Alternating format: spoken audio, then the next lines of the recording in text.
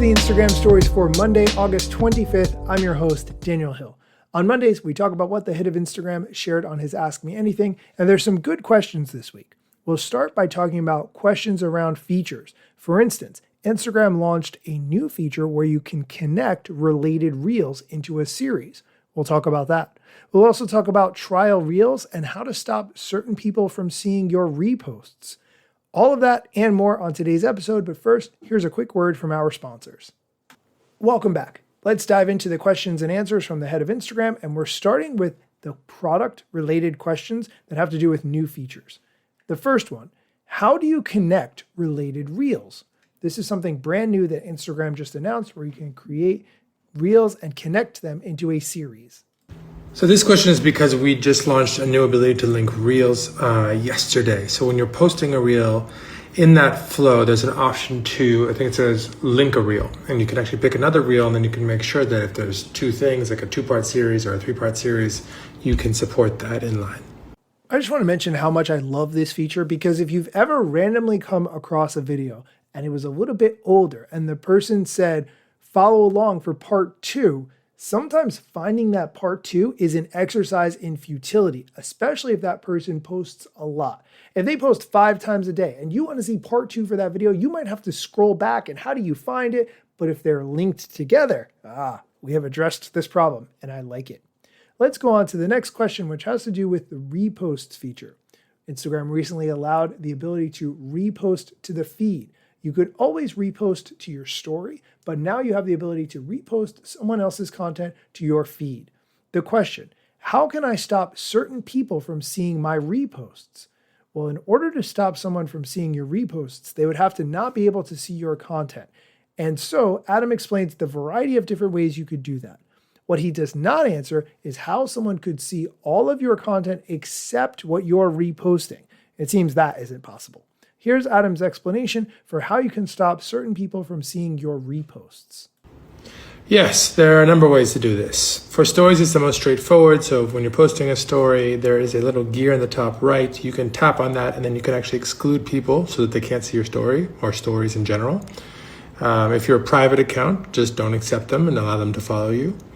If you're a public account, you can block them entirely. So there's a number of ways. You can also post either a story or a feed post, so it could be reel, photo, carousel, to just your close friends and not have them be on that list. So we want you to have ways to share with those you are comfortable with sharing and to not share with those who you are not. I do appreciate all the different ways that Instagram provides so you can customize who can see your content, but there is not a way to just shut off reposts from being seen by one particular person or by a large group of people. Let's go on to the next question, which has to do with trial reels. If you're not familiar, trial reels allow you to post content, but your followers don't see it. Instead, it's shown to people who don't follow you, so they have a chance to come across your content, decide if they like it, and if they maybe want to follow you. The question, are trial reels only for creator accounts? Here's Adam's answer. Trial reels are for all public accounts, and you do have to have a minimum of 1,000 followers because we want to avoid spam accounts just signing up and just spamming the system. But if you have a public account and you have at least 1,000 followers, go for it. If you are just a regular account, they don't really make sense. They're a way to try to build an audience. So it doesn't make sense, for instance, if you're a private account. So that's the eligibility criteria. Okay, let's go on to the next question, which has to do with longer reels. The question, why not allow reels longer than 3 minutes? Well, you can post a video on Instagram that actually could be up to 10 minutes. It wouldn't be a reel, but it would be the same format as a reel, just a longer video. So it is technically possible. However, Instagram is primarily focused on short form video. Here's the head of Instagram explaining. There's a workaround if you really want, which is you can go through the post flow. But generally speaking, we're focused on short video. We think that short video is more aligned with what we're trying to do, which is be a place for creativity, but one that connects people. And if you just watch a 20, 30, 40-minute video, that's a lot of other people's content you're not going to see. It's a lot of friends' content that you're not going to see. It's a lot of comments and sends that you're not going to make. So we focus on short-form video, snackable things, things you'd want to share with a friend and laugh about and relate about. We also focus on photos and stories and carousels and notes. We are just generally more focused on shorter forms of storytelling. There's nothing wrong with longer form. I love long form storytelling. I love film, for instance. But Instagram is not the best place for long form video. It's nice that Instagram allows you to post a longer video, even if they don't exactly encourage it. Okay, we're going to take a quick break. When we come back, we're going to get into the questions around reach and strategy, like how long should we wait in between posts, and do likes on comments affect my reach? We'll be right back after the break. Welcome back. Let's dive into the reach and strategy questions. The first one, do likes on comments affect my reach? Here's Adam's answer. No, if people like your comments on your posts or other posts, it doesn't really affect your reach when you actually post. But in terms of comments, yes, comments that get a lot of likes are more likely to show up higher up in comment ranking. So if that's what you mean, that yes, if your comment gets a bunch of likes, it's more likely to be seen as a comment on that post. Okay, let's go on to the next question, which has to do with captions. Is it bad to have really long captions? To be honest, I don't think people are spending a lot of time reading captions when there's so much video content to consume on Instagram. Here's Adam's answer to the question. No, it's not bad to have really long captions. If you want to have long captions, feel free. It's not going to affect your reach much one way or the other, though some people have found some pretty interesting ways to use captions to tell longer stories. Just a nice to have, not required, not going to hurt you. Go for it if you want to. Okay, let's go on to the next question, which is a strategy one. How long should we wait between posts? I don't think it matters as much because the algorithm is showing your content to people. And if you post multiple things at once or in the space of a few hours, it is going to take the time to show it to the people who want to see it and not show it to the people who don't want to see it. That's how the algorithm works. Here's Adam's answer to the question, how long should we wait between posts? This is an unsatisfying answer, but there's no perfect amount of time. For some people, posting 5 times a day works great. For other people, posting once a month works great.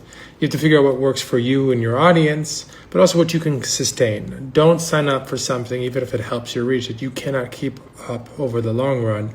You don't want to burn out. It should be somewhat fun to do what you're doing and to share on Instagram at the very least. So try to figure out what you can sustain, what's aligned with your goals for why you're even using Instagram in the first place, and what can find an audience. And if that's a couple posts a week like me, great. And if it's more or less, that's great too. This is a good time to remind you not to beat yourself up if you can't post multiple times per day or even every day. The key is to avoid burnout. It's just not worth it. Let's go on to the last question. How do I change my Explore page content?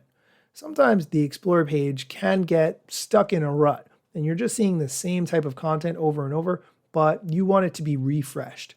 You can do that, thankfully.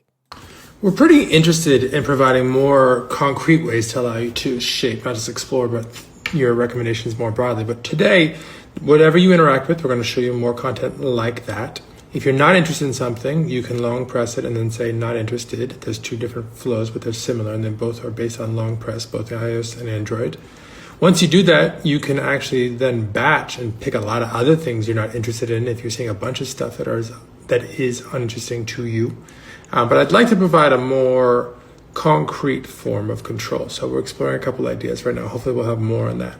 I did not expect him to give that answer. He didn't say at all how you can reset the suggested content on your Explore page feed.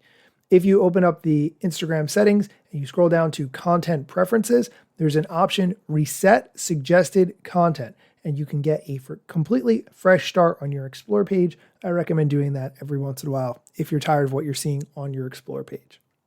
That is going to do it for today's episode. Thank you so much for listening. If you are interested in getting a weekly recap of all the things I talked about on the show, you can sign up for my email newsletter. You can get there directly from the link in my bio, or you can find it in the show notes. I always include it there as well.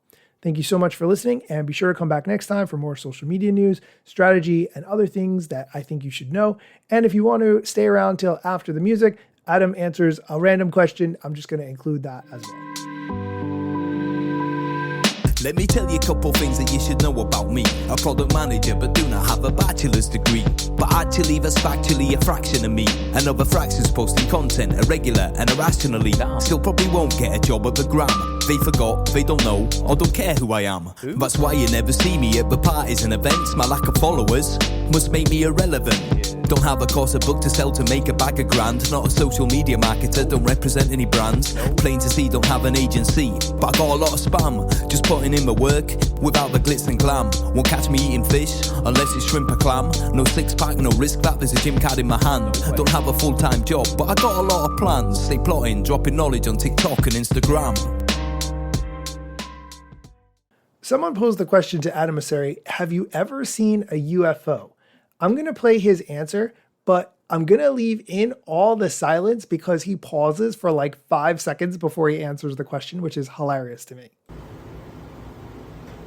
No, never seen a UFO.